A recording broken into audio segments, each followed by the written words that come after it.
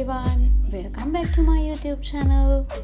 ඉතින් අද ඔයගොල්ලොනුත් එක්ක මම මේ ෂෙයා කරගන්න යන්නේ මොකක්ද කියලා ඔයගොල්ලෝ thumbnail එකෙන් දැක්කනේ. අපි දැන් මේ ඉන්නේ මිරිජ්ජවිල dry zone botanical garden එකේ.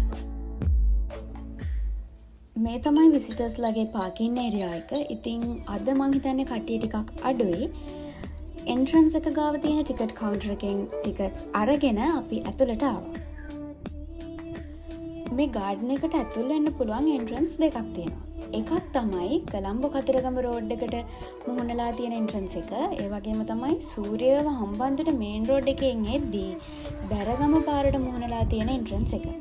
ඉතින් අපි අද ආවේ සූර්යව හම්බන්තොට main road එකෙන් එද්දී හම්බ වෙන entrance එකෙන්. garden එකේ history එක වගේම තව ගොඩාක් වැදගත් දේවල් ගැන දැනගන්න දිගටම වීඩියෝ එකත් එක්ක join වෙලා ඉන්න. තල්මාවත නැත්නම් පැල්මයිරා ඇවනිව්. ඉතින් අපි දැන් මේ ඇවිදගෙන යන්නේ තල්මාවත දිගේ. ගාඩන් එකේ තියෙන එක විශේෂත්වයක් තමයි මේක. ඉතින් මේ ගාඩන් එක ඇතුලේ තියෙන පුංචි පාරවල් ඒ පාර දෙපැත්තේ තියෙන ගස්වල නම් වලින් තමයි නම් කරලා තියෙන්නේ. මේ වීඩියෝ එක පටන් ගන්නකොටම ඔයගොල්ලන් දැක්කේ මාර පාර. මාර ගස් තමයි මාර පාර දෙපැත්තම හිටවලා තියෙන්නේ. ගාඩන් එකේ ඉදිකිරීම් කටයුතු පටන් අරන් තියෙන්නේ 2006 ජූලි 26 වෙනිදා. ඉතින් ඒ වෙද්දී මේ ගාඩන් ඒරියා එක ලොකු කැලෑවකින් වැහිලා තිබුණ පාට් එකක්. ශ්‍රී ලංකාවේ first dry zone botanical garden එක. එහෙමත් නැත්නම් පළවෙනි වියලි කලාපීය උද්භිද උද්‍යානය බවට 2014 නොවැම්බර් 14 වෙනිදා තමයි මේ ගාඩන් එක ජනතා ඉදිරියට පත් කරලා තියෙන්නේ. මේ තමයි මලිත්තන් ගස්වැව. ඉතින් මේ වැවට මේ නම හම්බෙලා තියෙන්නේ මේ වැවත් එක්ක මලිත්තන් ගස් තියෙන නිසා. මීට අමතරව තවත් වැව් දෙකක් තියෙනවා, කොළඹ ගස්වැව සහ දෙමටත්ත වැව. ඉතින් මේ විදිහ වැව් තුනකුත් තියෙන මේ ගාඩන් එකේ ඒරියා එක ඇහුවොත් ඔයා පුදුම වෙනවා. මේ ගාඩන් එක අක්කර 300ක් ලොකුයි. ඒ කියන්නේ හෙක්ටාර් 121ක්.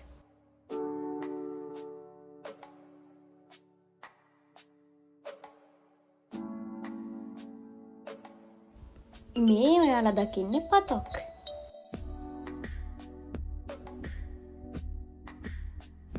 මේ හට් එකේ තනි කරම පතොක් නැත්තම් කැක්ටස් තමයි වගා කරලා තියෙන්නේ.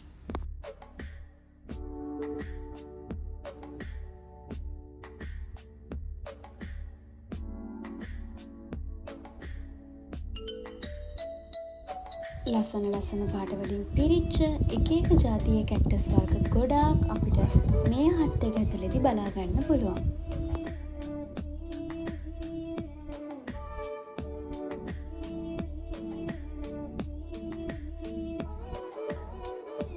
කියන්න ඕනි වැදගත්ම දෙයක් තමයි මේ හැම සෙක්ෂන් එකකටම වෙනම පැල වගා කරන්න, පැල බලා ගන්න, සාත්තු කරන්න, පැලවලට වතුර දාන්න වෙනම ස්ටාෆ් එකක් ඉන්නවා. මෙන්න මෙතනට තමයි ලෝකෙ දිගම විලෝමාවත කියලා කියන්නේ.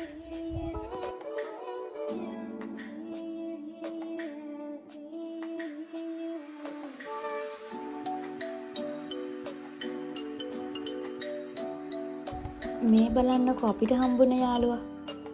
බොරු නම් වීඩියෝ එකේ මුලට ගිහින් ආයෙත් බලන්නකො. මියා අපිත් එක්ක ඉන්නේ එන්ට්‍රන්ස් එක ගාව ඉඳලාමයි.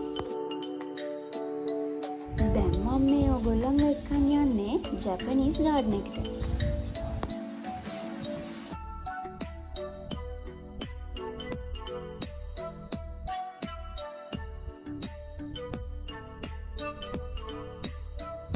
ඉතින් මේ ජැපනීස් ගාඩන් එකේ ලස්සනත් එන්ජොයි කරන ගමන් මේ මිරිජ්ජවිල බොටැනිකල් ගාඩන් එක හදන්න හේතු වෙලා තියෙන්නේ මොනවද කියලා මම ඕගොල්ලන්ට කියන්නම්.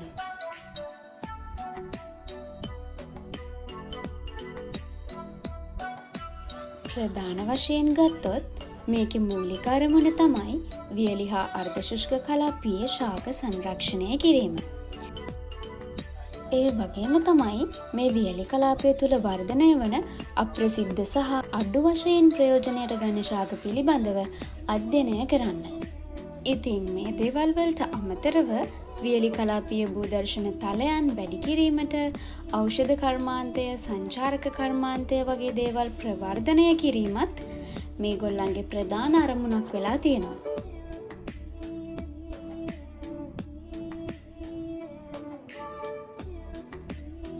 අක්කර 300ක තරම් ලොකු ඒරියා එකක ස්ප්‍රෙඩ් වෙලා තියෙන මේ ගාඩන් එක පයින් ඇවිදලා බලන්න අමාරු කෙනෙක් ඉන්නවා නම් ඔන්න එයාලට ගයිඩ් කෙනෙක් එක්ක ඉලෙක්ට්‍රික් කාර් එකක් යූස් කරලා මේ ගාඩන් එක විසිට් කරන්න පුළුවන්.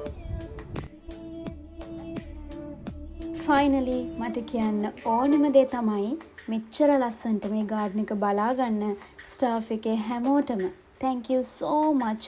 ඔගොල්ලන් හැමෝම මේ කරන කැපකිරීමට.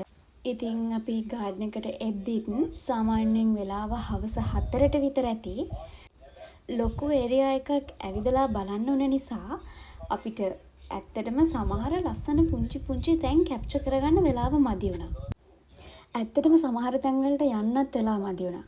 ඉතින් ඒ නිසා මේ වීඩියෝ එකෙන් බලන්න බැරි වුණ ඒ ලස්සන තැන් ටික බලන්න ඔයත් අනිවාර්යෙන්ම එන්න ඕනි මේ මිරිජ්ජවිල ඩ්‍රයි සෝන් බොටැනිකල් ගාඩන් එක බලන්න. ඔයා ගියොත් අනිවාර්යෙන්ම මටත් කියන්න. ගිහින් එන්නම්. බයි බයි.